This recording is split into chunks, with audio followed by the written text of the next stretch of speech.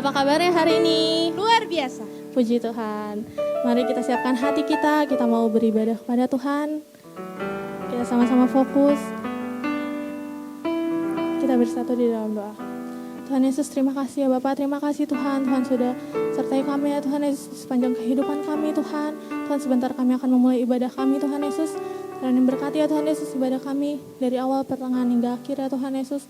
Kiranya Roh Kudus-Mu saja ya Tuhan Yesus yang bekerja melalui ibadah online ini ya Tuhan Yesus. Kiranya ya Tuhan Yesus Engkau hadir ya Tuhan Yesus di setiap rumah-rumah kami ya Tuhan Yesus. Terima kasih Bapak, terima kasih Tuhan Yesus. Kiranya pada sore hari ini ya Tuhan Yesus kami mendapatkan pesan ya Tuhan Yesus yang daripada-Mu Tuhan. Terima kasih Bapak, terima kasih Tuhan Yesus. Kami mau menyembah-Mu Tuhan Yesus. Kau yang urapi setiap kami ya Tuhan Yesus. Penuhi hati kami ya Tuhan Yesus. Terima kasih Tuhan, terima kasih. Terima kasih Tuhan Yesus. Teman-teman kita sembah Tuhan.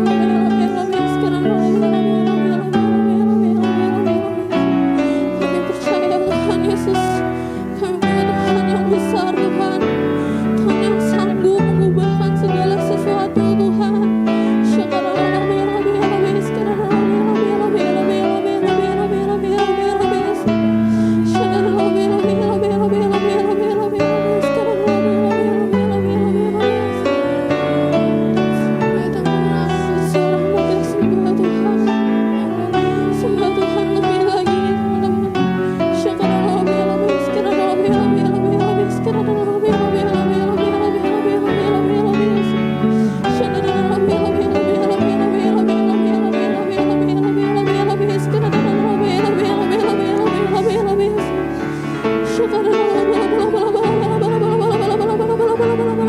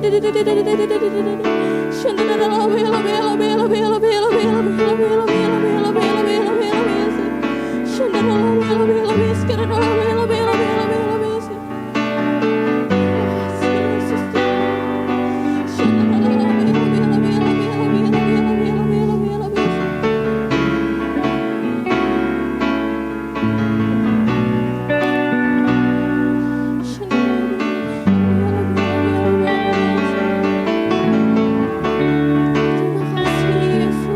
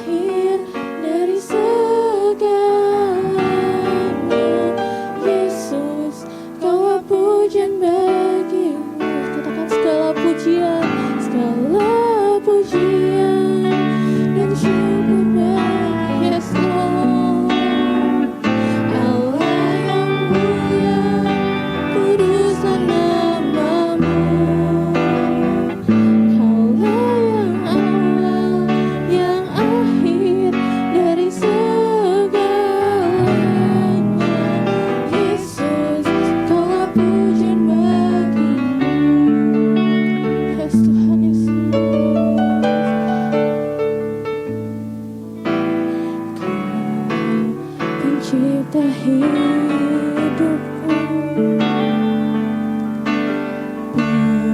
pemelihara jiwaku. Kau layak terima segala pujian, ku naikkan syukurku.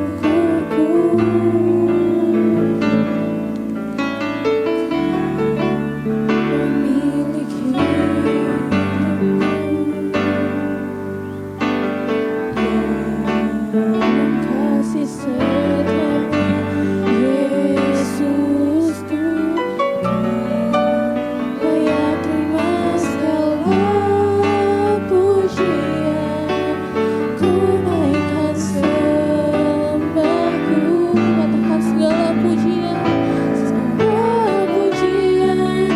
dan syukur bagimu, Allah yang mulia. Kuduslah Kau yang kudus Tuhan. Kaulah yang awal, yang akhir dari segalanya. Yesus, Kaulah pujian bagiku, segala pujian dan syukur bagimu, Allah yang mulia. Kuduslah namamu. Kaulah yang awal, yang akhir dari segalanya. Yesus, Kaulah pujian bagiku. Katakan segala pujian. Yes, Tuhan Yesus, Kaulah yang mulia, Tuhan Yesus. Kuduslah namamu. Kaulah yang awal, yang akhir dari segalanya. Yesus, Kaulah pujian bagiku, segala pujian, segala pujian dan syukur. Yes, Lord. Allah yang mulia, kuduslah namamu. Kaulah yang awal, yang akhir dari segalanya. Yesus, Kaulah pujian bagiku. Segala pujian hanya bagimu, Tuhan. Yes, Lord. Kuduslah namamu. Kaulah yang awal, yang akhir dari segalanya. Yesus, Kaulah pujian bagiku. Kaulah yang awal, yang akhir dari segalanya. Yesus, Kaulah pujian bagiku. Kaulah yang awal, yang akhir dari segalanya. Yesus, Kaulah pujian bagiku. Yes, Lord.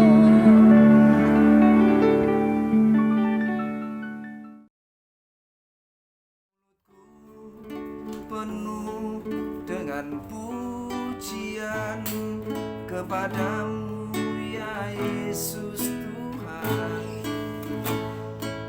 Sepanjang hari ku beri penghormatan kepadamu ya Allahku. Mulutku penuh dengan pujian kepadamu ya Yesus Tuhan. Sepanjang hari ku beri penghormatan kepadamu ya Allahku. Shalom semuanya. Hari ini kita belajar satu pelajaran sangat luar biasa dan menarik ya. Biar wawasan atau pelajaran hari ini boleh menolong anak-anak muda semuanya ya. Nah, kita akan belajar ya. Kak Babang hari ini diberikan topik yang luar biasa, yaitu mengenai boleh nggak sih anak Tuhan, orang Kristen pakai tato? Coba kalian renungkan dulu di rumah masing-masing. Boleh nggak kira-kira orang Kristen, anak-anak muda pakai tato? Coba renungkan dulu ya. Kita ini kan punya roh yang sama ya. Jadi untuk menjawab satu pertanyaan, ya boleh atau enggak sih kita lakukan? Boleh enggak sih gitu kita apa gitu ya? Kalian dan saya pasti punya tuntunan, yaitu Roh Kudus ya. Nah, kalau menurut kalian coba renungkan saja, nggak usah dijawab ya. Boleh enggak orang Kristen pakai tato? Ya, oke, renungkan sebentar. Lalu ya, ini ada beberapa hal yang Kak Babang mau sampaikan ya. Nah, ini beberapa tanggapan ya, respon dari beberapa orang ya. Salah satu respon mereka katanya kayak gini ya. Alkitab kita nggak ada sama sekali larangan, dilarang bikin tato. Ayatnya di mana? Ya enggak? Nah, sebagian orang memandang seperti itu. Mana? Ya. Nah, saya kasih tahu ya, teman-teman ya, untuk memahami Alkitab itu enggak sedangkal itu. Ya, kita dikarunia Roh Kudus dalam hati kita, supaya kita diberikan pengertian untuk mengerti, memahami nilai-nilai di balik daripada teks kalimat dalam Alkitab. Ya, kita harus level kita ini anak-anak Tuhan harus bisa mengerti seperti itu. Kalau orang-orang yang nggak mengenal Tuhan, mereka hanya membaca dan mereka hanya memahami apa yang dibaca. Tetapi anak-anak Tuhan, ya, kita harus bisa memahami teks. Di balik teks itu apa maksud Tuhan ya. Nah, kalau kalian cari, memang nggak salah sih kalau ada beberapa orang punya pandangan bolehlah bikin tato, orang Alkitab nggak melarang. Coba aja cari ayatnya mana dilarang bertato ya. Dan bahkan waktu itu Kak Babang juga sampaikan ada satu juga contoh yang lainnya. Boleh nggak orang Kristen merokok ya? Waduh, sebagian enggak, gue tetap merokok. Kenapa? Cari di ayatnya coba, ada nggak di ayat mana dilarang merokok ya. Kalian cari-cari di ayat dari Kejadian sampai Wahyu, kakak bakal nemu adik-adik ya. Kalau pengen nemu di mana tempatnya dilarang merokok, di pom bensin ya, pom bensin, perkantoran, ruang ber-AC, baru tuh dilarang merokok. Di ayat maka gak ada. Lalu sebagian orang berpikir karena di Alkitab tidak ditulis, kalau gitu kita boleh merokok. Ya, kasihan banget ya. Dan saya harap buat adik-adikku di GBI Hope, kalian gak seperti itu ya. Mulai belajar memahami Alkitab tidak hanya secara lateral atau secara harafiah, secara teks, tetapi kita belajar mengerti isi hati Tuhan di balik teks itu ya. Ingat, ini adalah zamannya Roh Kudus berkarya dalam hidup anak-anak Tuhan. Makanya kita harus terus gunakan hikmat Roh Kudus untuk mengerti pesan Tuhan ya. Lalu yang kedua ini ada beberapa golongan orang yang mengatakan seperti ini ya. Jadi yang golongan pertama tadi, ini Alkitab nggak ada tertulis. Yang kedua lah dia bilang gini, tato itu hanya karya seni ya, nggak apa-apa. Memang kalau lukisan biasanya kan di kanvas, di kertas, tapi ini kalau tato itu karya seni yang dibuat pada tubuh manusia, karya seni katanya. Nah, saya kasih tahu ya, Kak Babang waktu itu pernah dapat satu pelajaran itu seperti ini ya. Foto bugil ya, dibilang apa? Oh, enggak apa-apa, foto bugil itu seni. Ya kan? Itu ada pendapat seperti itu. Nah, saya cuma sampaikan seperti adik-adik ya. Oh, dosa itu suka bersembunyi. Dosa suka bersembunyi dari kata seni. Hati-hati. Wah, ini seni, padahal itu cara iblis buat mempublikasikan biar orang berdosa ya. Jadi kesimpulannya gimana? Bukan seni, bukan seni. Kita pandang dia nggak seni. Orang lain pandang dia seni, silahkan. Tapi kita pandang dia bukan seni. Ya, itu pandangan dua pandangan orang seperti itu. Lalu tujuannya, ya ini Kak Bambang ada beberapa tulis beberapa tujuan kenapa orang bertato. Ya, kita mesti pahamin. Ya, jangan sampai kalian ikut-ikutan tato karena apa? Ya cuma ikut-ikutan, ya keren. Kita harus tahu dulu nih adik-adik. Biasanya orang bikin tato tuh tujuannya apa? Ya, ini catatan Kak Bambang. Yang pertama adalah menarik perhatian orang lain. Menarik perhatian orang lain terhadap diri kita. Perhatikan, ya. Supaya orang perhatiin kita. Pertama, yang kedua, ya, mengekspresikan pemberontakan terhadap norma tertentu, terhadap aturan tertentu, ya. Prinsipnya orang ini nggak mau taat sama norma, bukan norma si cewek yang itu ya, tapi norma ini aturan. Artinya apa? Orang itu nggak mau diatur. Orang Kristen boleh nggak mau diatur? Tuhan Yesus saja tunduk loh sama pemerintah Kaisar Romawi waktu itu loh, ya. Jadi orang Kristen ikuti Tuhan Yesus, kita juga harus tunduk dan taat sama norma-norma etika, bahkan hukum negara. Ya, harus taat. Sama pemerintah Jokowi harus taat. Ya, kadang-kadang pemerintah mungkin ya kebijakannya kurang enak di kita, tapi Tuhan Yesus mengajarkan kita taat sama pemerintah, tunduk sama aturan-aturan negara. Ya, nah tato ini salah satunya adalah mereka tuh sedang mengekspresikan pemberontakan terhadap aturan, kurang lebih seperti itu ya. Lalu tujuan orang bikin tato berikutnya untuk menutupi kekurangan pada dirinya. Ya, lalu berikutnya supaya diterima di salah satu komunitas tertentu. Itu orang bikin tato ya karena komunitasnya ini bertato semua ya. Ada tato di tangan, di leher ya, ada di kaki, ada di mungkin kepala mukanya. Semua bertato. Maka kalau dia mau masuk dalam komunitas itu dia pun harus bertato. Ya. Lalu nah, ini yang biasanya suka kita ini ya, suka sering dalam benak kita masing-masing ya. Supaya terlihat berani atau seksi. Ya, supaya terlihat berani atau seksi. Wah, ya. Memang sih Kak Bambang ngakuin sih, berhasil sih mereka bikin seperti itu, dua hal itu, berani dan seksi. Contohnya, ya, ketika kita lihat orang udah badannya gede, tangannya gede-gede, dia bertato. Ya, kita aja lihat mikir-mikir jangan deket-deket. Ya, rasanya kayaknya orang sangar juga nih. Sadis juga nih kayaknya gitu ya. Jadi kita jadi agak segen gitu loh. Yang kedua, ada beberapa ya, misalkan cewek itu suka bikin tato di bagian-bagian tubuh pentingnya. Ya, itu supaya terlihat ketika dia foto agak sedikit amal gitu modelnya ya.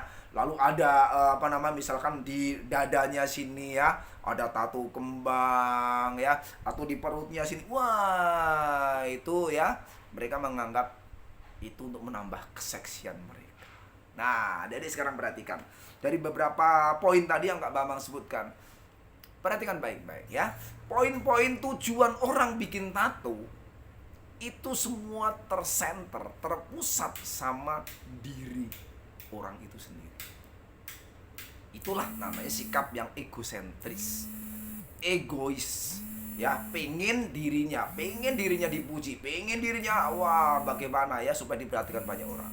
Ya, dan ingat, Tuhan gak mau kita jadi pribadi yang egosentris, memikirkan diri sendiri. Tapi biar segala kemuliaan, ya, hidup kita pun semuanya untuk Tuhan. Itu yang Tuhan mau adik-adik ya. Jadi perhatikan baik-baik hidup kita. Jadi, kalau kalian, Kak Bambang aku sekolah buat apa? Kamu sekolah buat Tuhan, Dek. Kamu sekolah buat Tuhan. Sekolah buat Tuhan. Yes, kamu sekolah buat Tuhan. Kak Bambang hari ini aku ke gereja buat apa ya? Ke gereja buat Tuhan. Oke? Jadi jangan bikin diri lu menjadi pusat egosentris ya, itu namanya ya. Tapi Tuhanlah pusat perhatian kita. Haleluya ya. Kita buka di Imamat 19 ayat 28. Imamat 19 ayat 28. Ya. Janganlah kamu menggoresi tubuhmu karena orang mati, dan janganlah merajah tanda-tanda pada kulitmu. Akulah Tuhan. Ya. Mari kita coba kupas. Ada 3 bagian yang Kak Bambang coba pisahkan. Yang pertama adalah janganlah kamu menggoresi tubuhmu.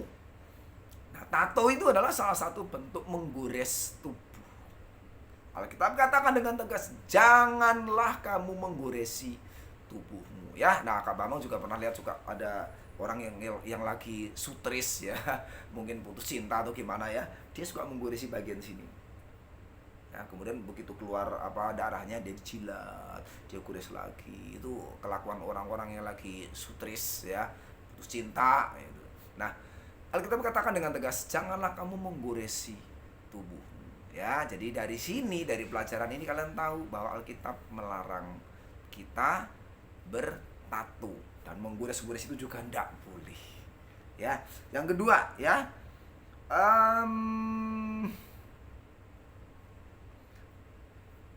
karena orang mati. Ya, Kak Bambang pisah poin ini karena orang mati. Apa hubungannya tato dengan orang mati? Ya, perhatikan ya, apa hubungannya tato dengan orang mati? Nah, adik-adik, di zaman Alkitab, di zaman Perjanjian Lama, ya orang itu suka menggores tubuhnya, ya, dan bahkan bertato. Itu tujuannya apa? Ya, tujuannya apa? Tujuannya adalah supaya ketika kerabat ya atau sanak saudara ada yang meninggal, mereka mentato supaya apa? Supaya itu merupakan doa untuk memohon sama penguasa, sama dewa. Ya, orang dulu orang pada nyembah dewa ya, dan meminta sama dewa supaya ya diberikan tempat, ya, arwah daripada saudaranya ini, kerabat yang meninggal ini, supaya diberikan tempat ya oleh para dewa, tempat yang terbaik. Itu versi mereka. Nah, dari sini kita udah lihat bahwa motivasi untuk menggores tubuh itu dari awal mulanya ya. Jadi tato itu bukan hal yang baru ya. Zaman dulu Israel tinggal di tanah Mesir, itu orang Mesir juga udah bertato semua. Ya, bukan hal yang baru ya, tapi tatoan mereka bertujuan ya, ketika dihubungkan dengan orang meninggal, kerabat yang meninggal, tujuannya adalah supaya arwah saudaranya yang meninggal itu diberikan tempat sama dewa. Diberikan tempat yang terbaik sama dewa. Nah, kita tahu ya, Alkitab mengajarkan kita ya, kalau misalkan ya kita sedang di kedukaan ya, kalian pasti tahu ya, di kedukaan itu kita dilarang mendoakan jenazah dan arwahnya. Tetapi kita hanya boleh mendoakan keluarga besarnya. Ya, itu hal yang sia-sia kalau kita mendoakan arwah dan jenazahnya ya. Kita mendoakan biar dia naik surga, biar dia diterima, biar dia didapat tempat yang terbaik. Saya kasih tahu, udah nggak bisa dirubah. Final adalah ketika orang sudah, Tuhan katakan stop, kesempatanmu sudah nggak ada lagi. Ketika orang terakhir detak dari jantung terakhir, udah nggak bergerak lagi, itu udah nggak bisa dirubah, men. Ya, orang itu masuk surga, masuk neraka, tidak bisa didoakan. Maaf ya, nggak bisa didoakan, men. Ya, jadi kalau kamu sayang sama keluargamu, sayang sama papa mama yang belum kenal Tuhan, biar dia masuk surga, sekarang men waktunya ya. Sekarang waktunya kamu datengin papa mama, ajak ke gereja, kabarin ini lo Tuhan Yesus. Ya, kebetulan ini kan kita lagi merayakan Paskah ya, kematian dan kebangkitan Tuhan Yesus besok ya, kebangkitan kebangkitan Tuhan Yesus. Nah, sampaikan tentang hari ini artinya apa. Ya, jangan ketika orang tua udah meninggal baru dulu waktu hidup dicuekin. Ya, begitu meninggal gimana? Waduh, baru kita doakan ya, waduh, sembelih kambing, sembelih apa segala macam. Ya, kepercayaan di tempat Kak Bambang juga masih seperti itu dulu, adik-adik ya. Kakek kami meninggal, lalu kami sembelih kambing. Sembelih kambing. Tujuannya apa? Wah, ini kambing biar dia naikin nanti. Dia naik ke surga. Jadi naik ke surga pakai kambing kendaraannya ya. Lucu-lucu ya. Tapi kita yang mengerti kebenaran, kalau kamu mau papa mama masuk surga, ini waktunya kamu berlutut dan berdoa sampaikan kebenaran, dan yang paling penting satu hal adik-adik ya, kamu harus menjadi saksi ya dari perilaku, tingkah laku, perbuatan, tindakan, tutur kata ya. Waduh, ini anakku semenjak ke gereja sekarang, wah dia nurut loh, dia pengertian loh. Nah, itu akan jadi saksi buat mereka ya. Oke. Lalu bagian yang berikutnya ya. Dan janganlah merajah tanda-tanda pada kulitmu, akulah Tuhan. Ya. Akulah Tuhan. Hal ini menegaskan bahwa bangsa Israel tidak perlu melakukan ritual bangsa-bangsa yang tidak mengenal Allah ya. Zaman Israel dulu ya di tanah Kanaan, 1 Raja-Raja 18 ayat 27 sampai 28. Kami membacakan 1 Raja-Raja 18 27 ayat 28 sampai 28. Pada waktu tengah hari Elia mulai mengejek mereka, katanya, "Panggillah lebih keras. Bukanlah dia Allah.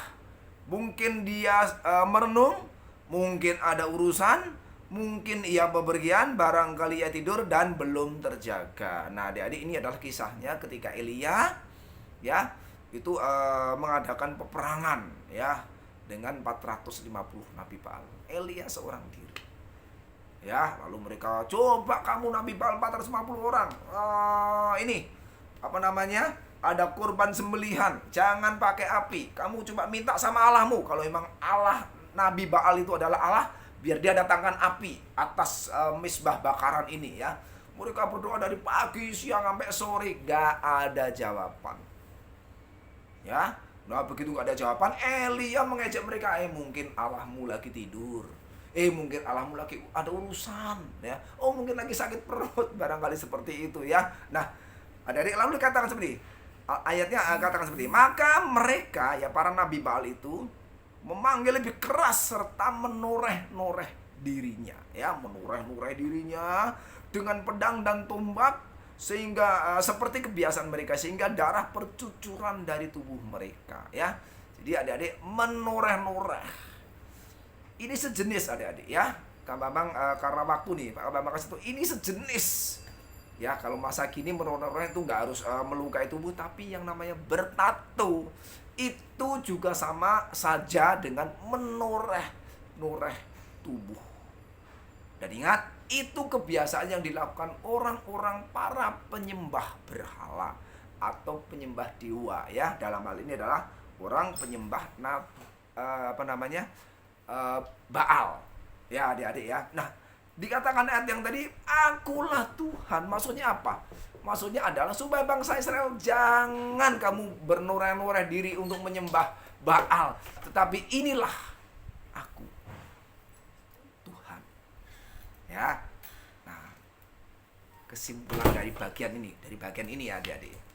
Ketika kamu tidak bertato, tidak mengikuti gaya orang penyembah berhala, maka kita sedang membawa hidup kita menuju kepada penyembahan hanya kepada Tuhan. Oke? Jangan dipikir saya juga nggak tertarik ya. Kak Bambang juga sebenarnya waktu itu pernah tertarik pengen bertato, tapi rasanya hati ini kok ragu-ragu ya. Jadi sampai sekarang Kak Bambang tidak bertato. Haleluya ya. Jadi adik-adik, secara tegas dari apa yang sudah kita pelajari tadi ya, jawabannya, boleh nggak orang Kristen bertato? Boleh nggak anak Tuhan bertato? Ya, dengan tegas Alkitab katakan tidak boleh. Jelas? Sekali lagi, Alkitab katakan anak-anak muda boleh nggak bertato, orang-orang Kristen boleh nggak bertato. Alkitab katakan dengan tegas tidak boleh. Nah, ini ada beberapa landasan ayat yang Kak Bambang mau sampaikan. 1 Korintus 6 ayat 13 ya. Makanan adalah untuk perut dan perut untuk makanan, tetapi kedua-duanya akan dibinasakan Allah. Tetapi tubuh bukanlah untuk percabulan, melainkan untuk Tuhan, dan Tuhan untuk tubuh. Perhatikan, melainkan ya, tubuh bukanlah untuk percabulan, melainkan tubuh itu untuk Tuhan. Tubuh ini untuk Tuhan. Dan ingat, Tuhan untuk tubuh. Dan kamu ngerti nggak adik-adik, betapa berharganya tubuh kita di hadapan Tuhan. Sekali lagi nih, Kak Bambang kayaknya sangat dapat di ayat ini nih ya. Tuhan untuk tubuh, dan tubuh kita untuk Tuhan. Ya, begitu dimuliakannya Tuhan ketika tubuh kita yang syarat dengan keinginan-keinginan daging ini, menaikkan puji-pujian bagi nama Tuhan.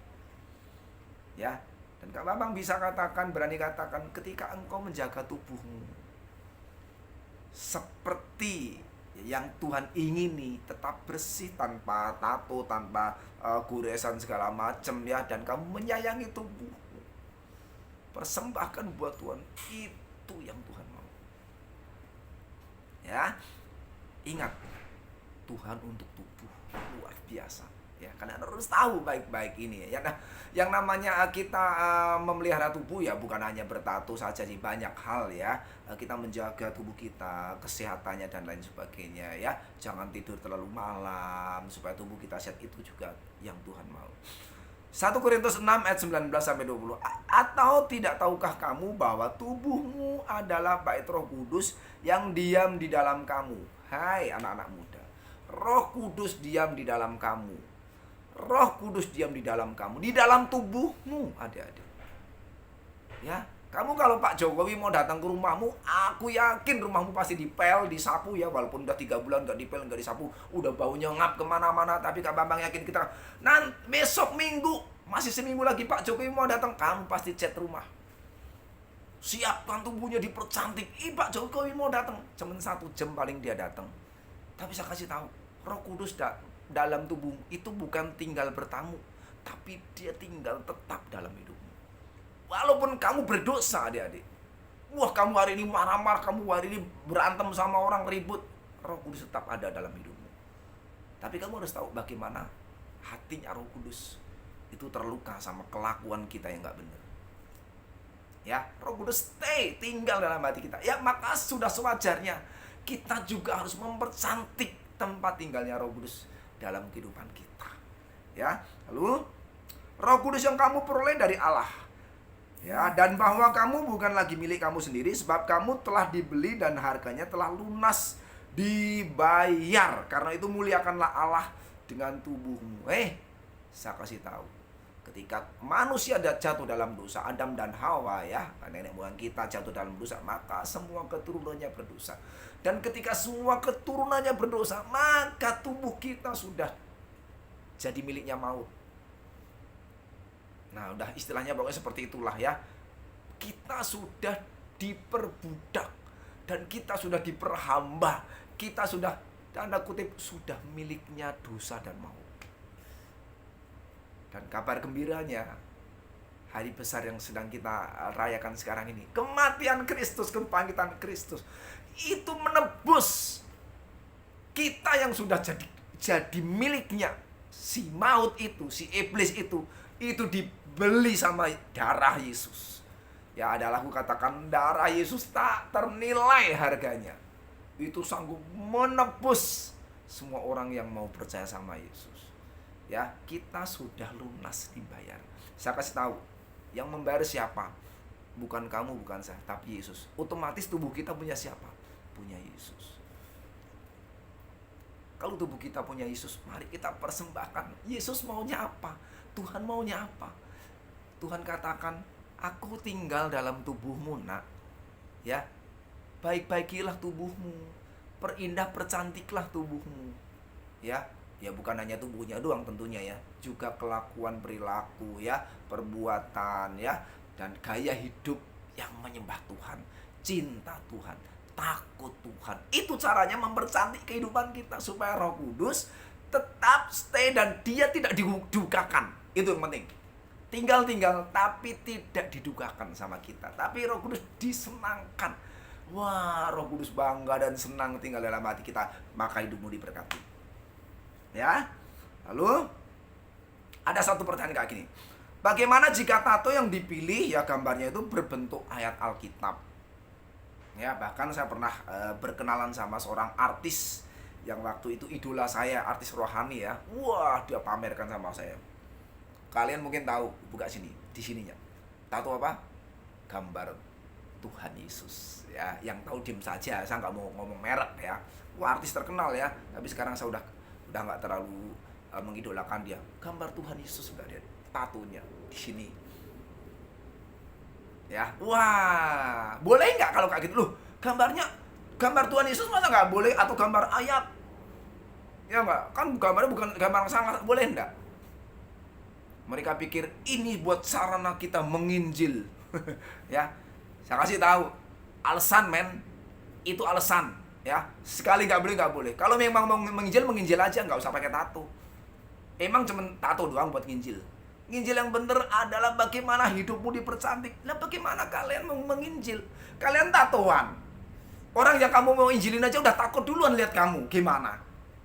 Iya kan? Coba kalau kalian coba Kak Babang gini. Rapi, ya kan? Tubuhnya mulus walaupun nggak putih-putih amat, ya kan? Lalu orang ketemu sama Kak Babang dia pasti seneng. Tapi coba aja kalau Kak Babang tato, sini ular, sini kalajengking, sini kecoa, ya. Gimana? Orang lihatnya udah ih gitu kan?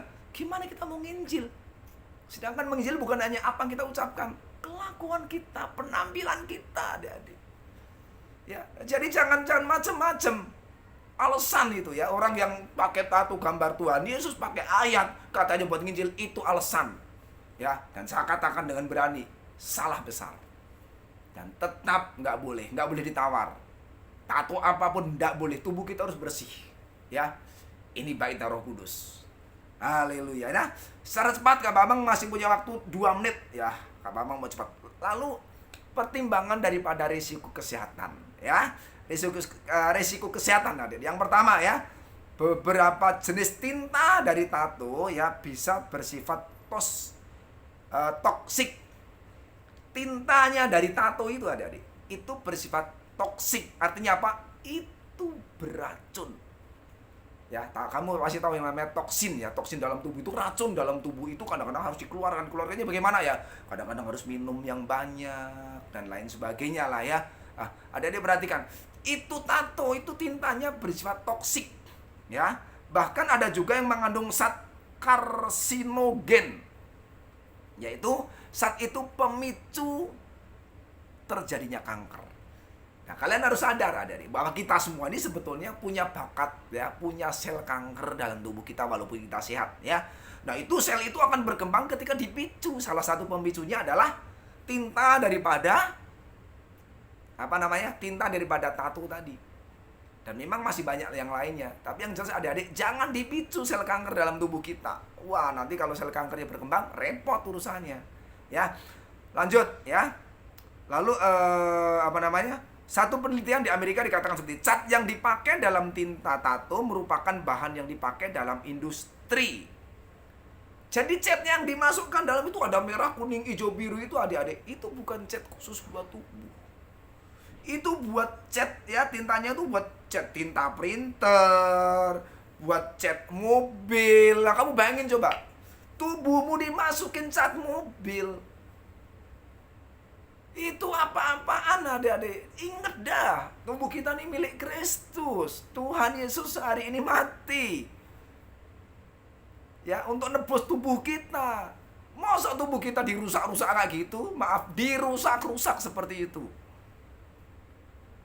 Ya, Kak Bambang ngomong berani banget. Kenapa? Karena Kak Bambang sebelum dulu hampir mau bertato, tapi puji Tuhan aku nggak jadi tato. Karena hari ini pun Kak Bambang dengan mempersiapkan ini, luar biasa. Ya, kita harus begitu menjaga tubuh kita. Karena tubuh kita buat Tuhan dan Tuhan buat tubuh kita. Aduh, adik-adik luar biasa. Kita harus menjagainya. Ya, makan yang bergizi Tuhan suka. Tidur tepat waktu. Ya, makan tepat waktu, menjaga tubuh kita biar tetap sehat, itu Tuhan suka. Ya, karena Tuhan tinggal dalam tubuh kita. Ya. Lalu resiko penyakit yang kedua yaitu granuloma. Ya, benjolan kulit yang muncul di sekitar tato. Ya, benjolan kulit ini suka terjadi adik-adik ya, dicatat di sini karena sering terjadi. Namanya granuloma ya. Jadi di area yang ditato itu adik-adik ya, karena kulit kita kemasukan barang yang nggak bener kayak tadi ya, cat yang nggak bener sih, cat mobil masuk tubuh kita ya, itu reaksi tubuh kita itu bisa terjadi benjolan seperti itu ya. Yang ketiga, keloid kalian masih tahu ya, itu adalah daging tumbuh yang berlebihan. Yang keempat, penyakit menular. Ya, penyakit menular. Hati-hati adik-adik ya, karena tato itu pakai jarum. Dan kalau jarumnya ini enggak nggak steril, jarumnya nggak baru saja dipakai orang lain yang kena AIDS, lalu dipakai sama orang yang baru, jarum yang sama, maka dia akan sangat riskan tertular penyakit AIDS.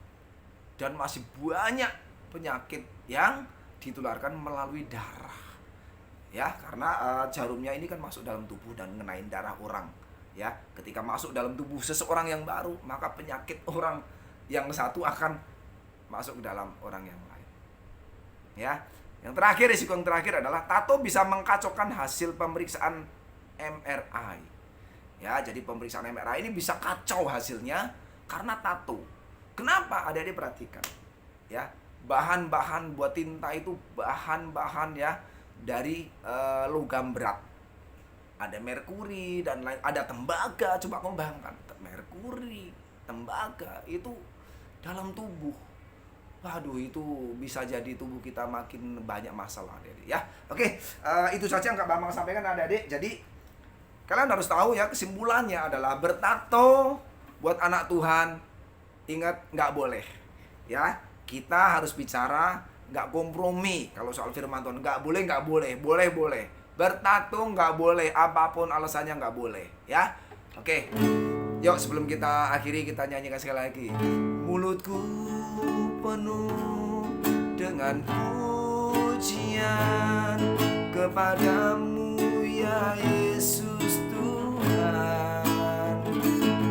Sepanjang hari ku beri penghormatan kepadamu ya Allah. Mulutku penuh dengan pujian kepadamu ya Yesus Tuhan. Sepanjang hari ku beri penghormatan kepadamu ya Allahku. Mari Kak Bambang berdoa buat kalian. Bapa di surga, urapi adik-adikku Tuhan dimanapun berada. Tuhan jagai, Tuhan tolong lindungi, biar rohmu terus menuntun dimanapun anak-anak mudamu berada. Biar anak mudamu semakin bertumbuh, semakin didewasakan, dan menuntun mereka ya Tuhan kepada kebenaran Allah lebih lagi. Terima kasih Tuhan, tutup bungkus kami semua, anak-anak mudamu Tuhan, beserta keluarga besar dengan kuat kuasa darah Yesus. Jauhkan dari segala virus COVID-19 dan penyakit apapun, kami tolak dalam nama Yesus. Biar semuanya tetap dalam kondisi yang sehat. Berkati papa mamanya dalam jerih payahnya, dalam usahanya.